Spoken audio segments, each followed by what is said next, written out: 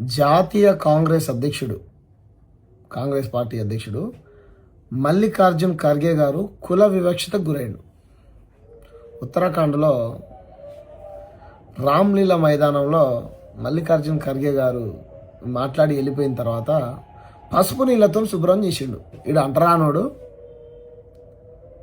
అని చెప్పేసి పసుపు నీళ్ళతో శుభ్రం చేసి శుద్ధి చేసిరంట. ఈ కులం లేదు, కులం ఇంకా ఎక్కడిది, వివక్షత ఇంకా ఎక్కడిది అని మాట్లాడేటువంటి వెధవలకు ఒక జాతీయ పార్టీ కాంగ్రెస్ అధ్యక్షుడు కుల వివక్షతను ఎదుర్కొన్నాడు. ఇంకా సామాన్యమైనటువంటి జనాల పరిస్థితి ఏంద్ర గ్రామాలలో గుళ్ళెకు రానియరు, బళ్ళెకు రానియరు, రాజకీయాలు చేయనియరు, తెల్లబట్టలు వేసుకొనియరు, కార్లలో వాడు నిన్న మాట్లాడుతున్నాడు. పెద్ద పెద్ద కార్లు ఎక్కడి అంటాడు నా ద్వారా ఒక ఎమ్మెల్యేని పట్టుకొని. ఊరికి ఏమో పెద్ద కారు కూడా ఉండొద్దా? అంటే ఈ రకమైనటువంటి వివక్షత దేశంలో అంత పెద్ద వ్యక్తికే ఎదురైనప్పుడు ఇంకా సామాన్యమైనటువంటి ప్రజల పరిస్థితి ఏం చెప్పండి? ప్రతి చోట వివక్షతే. కులం లేదు, వివక్షత లేదని మాట్లాడేటువంటి విధవలు తెలుసుకోవాల్సినటువంటి విషయం ఏంటంటే ప్రతి చోట వివక్షతే. ఇప్పుడు 2 తెలుగు రాష్ట్రాల్లో నిన్న మొన్న ఒక పెద్ద న్యూస్, కానిస్టేబుల్ సాయి కుమార్ ఆత్మహత్య చేసుకున్నాడని పోలీసు వాళ్ళు చెప్తారు. లేదు పోలీసు వాళ్ళు హత్య అంటారు. లేదు ప్రజా సంఘాలు, గిరిజన సంఘాల వాళ్ళ కుటుంబం కుల వివక్షతకు గురయ్యే మా కొడుకు చనిపోయాడు, ఇది కుల హత్య అంటారు. మీరు చూడండి, కింది స్థాయి నుంచి పై స్థాయి వరకు పోలీసులు, కానిస్టేబుల్ కానీ, హెడ్ గార్డులు కానీ, లేకపోతే ఎస్ఐలు కానీ, సిఐలు కానీ, అక్కడక్కడ కింది వర్గాల వాళ్ళే ఎక్కువ వివక్షతకు గురవుతారు. వాళ్ళ మీదనే ఎక్కువ పని ఒత్తిడి ఉంటుంది. ఉన్నతమైనటువంటి వర్గాల మీద ఉండదు. నేను ఉన్నత వర్గాలలో అందరూ చెడ్డ వాళ్ళని నా అభిప్రాయం కాదు. మంచి వాళ్ళు కూడా ఉన్నారు, వాళ్ళని నేను గౌరవిస్తా. చూసినాం కదా మనం ఇక్కడ మన ఇదే ఉత్తరాఖండ్లో అనుకుంటా ఒక ఏం పేరు నాకు గుర్తు రావట్లేదు, డీజీపీ సిపి స్థాయి అధికారి కుల వివక్షతకు గురై చచ్చిపోయిండు. సూసైడ్ చేసుకున్నాడు, ఆత్మహత్య చేసుకున్నాడు. నిన్న ఒక దొర మాట్లాడతాడు, మేము లేకపోతే మీకు రాజకీయ జీవితమే లేదు, మేము లేకపోతే అసలు మీకు బతికే లేదు అని. నేను నీకు టికెట్ ఇప్పించినా, నేను నిన్ను గెలిపించినా, ఇలా నువ్వు నాకు కాంట్రాక్టర్ రాకుండా చేసినావు. కాంట్రాక్టర్లు అంటే ఏమంటారు, నా దగ్గరికి రాకుండా కాంట్రాక్ట్ నాకు రాకుండా చేసినావు అని నువ్వు సంపాదించుకుంటావు, నువ్వు వసూలు చేస్తున్నావు, నాకు ఇవ్వట్లేదు అని ఒక దళిత ఎమ్మెల్యేని పట్టుకొని మాట్లాడుతూ ఉన్నాడు నిన్న ఒక దొర. ఆ దొర మంచోడైతే సంతోషమే, కానీ నీ దగ్గర ఉన్న కారు ఆయన దగ్గర ఉంటే నీకు వచ్చి నొప్పేంది? నువ్వు వేసుకున్న బట్టలు ఆయన దగ్గర ఉంటే నీకు వచ్చి నొప్పేంది? నీకున్న సంపాదన ఆయనకుంటే నీకు వచ్చి నొప్పేంది? కాబట్టి ఇది ఒక రకమైనటువంటి ఆధిపత్య, ఇది వివక్షత కిందకే వస్తుంది.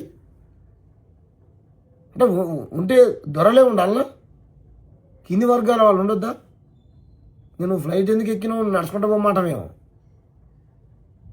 కాబట్టి ఈ రకమైనటువంటి వివక్షత ప్రతి డిపార్ట్మెంట్లో కుల వివక్షత ఉన్నది. ఇంత పెద్ద పార్టీ జాతీయ అధ్యక్షుడికే కుల వివక్షత ఎదురైందంటే ఏం చెప్తాను? దీన్ని మళ్ళీ సమర్థిస్తుండే జేపీ నడ్డా. ఈ బీజేపీ పార్టీలో ఉన్నటువంటి విధవలంతా చేసే పని ఇదే. మళ్ళీ వాళ్ళ ఇది ఉత్తరాఖండ్ బీజేపీ అధికార ప్రతినిధి అంట, వాడు ఏం చెప్తాడంటే సనాతన ధర్మాన్ని మల్లికార్జున ఖర్గే గారు ఎప్పుడో ఏమో అన్నారంట, అందుకని చెప్పేసి మేము అట్లా చేసినామని సమర్థించుకుంటున్నాడు. నేను పేపర్ చదివినా. ఇంత దుర్మార్గం. కాబట్టి కింది నుంచి పైదాకా ఉన్నటువంటి ఈ దేశంలో ఉన్న మేధావులు ప్రతి ఒక్కరు ఆలోచించాలి. ప్రతి దాంట్లో కుల వివక్షత 100కు 200% ఉన్నది, ప్రతి డిపార్ట్మెంట్లో ఉన్నది. కాబట్టి ఈ కుల వివక్షతను బద్దలు కొట్టకపోతే ఈ దేశం అసలే బాగుపడదు. రేపు మనం స్వాతంత్ర దినోత్సవాన్ని జరుపుకుంటాం, జెండా ఎగురేసుకుంటాం, ఇండిపెండెన్స్ డే. ఏది 78 సంవత్సరాలు ఇంకా కులం పోలే. ఎట్లారా నాయన? ఇది మల్లికార్జున ఖర్గే గారు చెప్పింది 100కు 200% నిజం, పచ్చి నిజం. ఈ దేశంలో దళితులకు బతికేటువంటి స్వేచ్ఛ లేదు. ముఖ్యంగా నరేంద్ర మోడీ గారి అధికారంలోకి వచ్చిన తర్వాత 12 ఏళ్లలో రోజుకొక దళిత బీజేపీ జెండా ఇట్లా ఆ ఏరియాలో ఉందంటే ఆ ఏరియాలో కుల వివక్షత. బీజేపీ జెండా ఏ ఏరియాలో బలంగా ఉంటే ఏ ఏరియాలో మాలమాది వాళ్ళ పరిస్థితి అధ్వానం. ఇంకా గిరిజనులు ఆదివాసులు అయితే ఇక వాళ్ళ మనుషుల కిందనే చూడరాలు. ఇక బీసీలను అయితే అధికారానికి ఆవిడ దాని అంత దూరంలో ఉంచుతారు, దగ్గర రానియరు. వాళ్ళ ఓట్లు కావాలి తప్ప వాళ్ళకి అధికారం ఇచ్చేటువంటి ప్రయత్నం చేయరు. ఈరోజు కూడా మహాత్మా జ్యోతిరావు పూలే గారి విగ్రహం, తల్లి సావిత్రిబాయి తల్లి విగ్రహాన్ని ఆవిష్కరిస్తూ ఉన్నాడంట మన రాష్ట్ర ముఖ్యమంత్రి.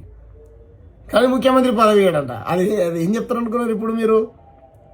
మహాత్మా పూలే గారు సావిత్రిబాయి తల్లి మనందరికీ ఆదర్శం, వాళ్ళు గొప్పవాళ్ళు, బడుగు బలహీన వర్గాల అభ్యుదయ కోసం పాటుపడ్డారు అని ఉపన్యాసం తలుస్తాడు సాయంత్రం. కానీ అన్నిత్తంగాని మీకు ముఖ్యమంత్రి సీట్ ఇయ్యము అని చెప్తారు. అన్నిత్తం మీకు ఎస్సీలకు టికెట్లు ఇస్తాం, అవి కూడా రిజర్వేషన్ టికెట్లే, ఓకేనా. జనరల్ అయ్యాము, బీసీలకు ఎక్కడో ఏదో ఒక కులానికి ఇచ్చి బీసీ వర్గాలు అన్నిటికీ న్యాయం చేస్తాం. భలే ఉంటాయి రాజకీయాలు. కాబట్టి ప్రజలారా, మనం ఎవ్వరికీ వ్యతిరేకం కాదు. రేవంత్ రెడ్డి గారు కూడా ఎమ్మెల్యే కావాల్సింది, ఆయన కూడా పదవులు అనుభవించాల్సింది. కానీ ఎన్ని రోజులు ఇంకా ఉన్నత వర్గాలే ముఖ్యమంత్రులు, ఉన్నత వర్గాలే ప్రధానమంత్రులు, ఉన్నత వర్గాలే ఉన్నతమైనటువంటి పదవులు పొందడం, ఇది వివక్షత కాదా? మీకు నిజంగా మీ పార్టీలకు చిత్తశుద్ధి ఉంటే కింది వర్గాల పట్ల మీకు ఏమాత్రం ప్రేమ ఉన్నా సరే, ఎస్సీ ఎస్టీ బీసీ ఈ వర్గాల నుంచి మా పార్టీ నుంచి ముఖ్యమంత్రి క్యాండిడేట్ ఈయన అని మీరు ప్రకటన చేయండి. కాంగ్రెస్ పార్టీ నెక్స్ట్ అధికారంలోకి వస్తే బీసీని ముఖ్యమంత్రిని చేస్తుందా? బీఆర్ఎస్ పార్టీ నెక్స్ట్ అధికారంలోకి వస్తే బీసీని ముఖ్యమంత్రి చేస్తుందా? లేకపోతే బీజేపీ పార్టీ తెలంగాణలో అధికారంలోకి వస్తే బీసీని ముఖ్యమంత్రి చేస్తుందా? బీఎస్పీ పార్టీ అధికారంలోకి వస్తే బీసీని ముఖ్యమంత్రి చేస్తుందా? ఇప్పుడు టీఆర్ఎస్ పార్టీ కవితక్క గారు అధికారంలోకి వస్తే బీసీని ముఖ్యమంత్రి చేస్తుందా? చెప్పండి, మీ పార్టీలో స్టాండ్ అని చెప్పండి. బీసీ ముఖ్యమంత్రిని డిక్లేర్ చేయండి. ఎన్ని రోజులు అండి ఈ వివక్షత? తప్పు కదా, తప్పు కదా. మెజారిటీ ఓట్లు అణగారిన వర్గాలై, అధికారం మొత్తం మైనారిటీ వాళ్ళది. మీరు మైనారిటీ, ఎస్సీ ఎస్టీ బీసీ ప్రజలు మెజారిటీ. 80%, 85% మేము, 85% ఉన్న మాకు 80 ఏళ్ల నుంచి అధికారం లేదు.